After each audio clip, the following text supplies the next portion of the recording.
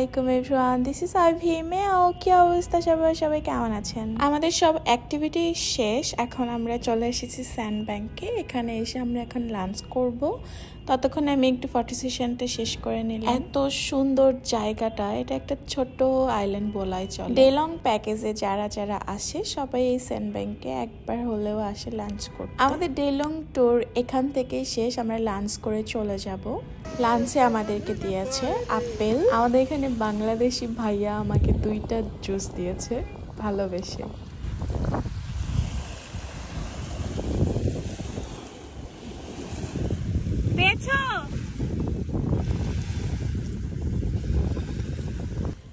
লাঞ্চে দিয়েছে fried rice and fish. আমার তো ফিশ বরাবরই অনেক ভালো লাগে। আমরা এই ডে লং প্যাকেজ নিয়েছিলাম আইকম ট্যুর থেকে। আমরা এই হোটেলে উঠেছি, সেজন্য এখান থেকে নিয়েছি।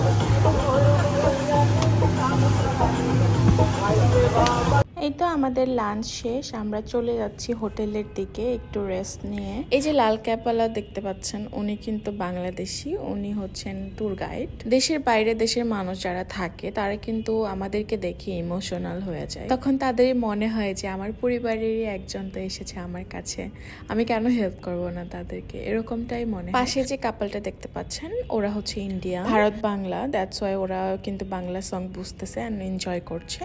এই যে ভাইয়াটাকে দেখতে পাচ্ছেন, ও কিন্তু বাংলাদেশি, উনি আমাদের মতো টুরিস্ট। ইন্ডিয়া এবং বাংলাদেশ সব কিন্তু এক হয়ে গেছে, বাট ফরেনাররা কিন্তু এনজয় করছে আমাদের সাথে। এই যে পাশে আরেকটা কাপল দেখতে পাচ্ছেন, ওরাও ইন্ডিয়ান, ওরাও আমাদের সাথে অনেকটা ফ্রেন্ডলি হয়ে গেছে। আসলে বাংলাদেশ ভারত কিন্তু আলাদা হওয়ার কথা ছিল না, সব কিন্তু এক, আমাদের ভাষাও সেম, কেন জানি আলাদা হয়ে গেল। আমার কাছে এটা এখন আফসোস লাগে অ্যান্ড কষ্ট লাগে, কেন আমরা আলাদা, কেন আমরা ডিফারেন্ট, কেন আমাদের ইন্ডিয়া যেতে ভিসা লাগে, এটা আমার অনেক কষ্ট লাগে। আমরা ডে লং শুরু করেছিলাম সকাল 7টা থেকে, এখন বাজে প্রায় 3টার মতো। আমরা এখান থেকে হোটেলে গিয়েও কিন্তু অনেক সময়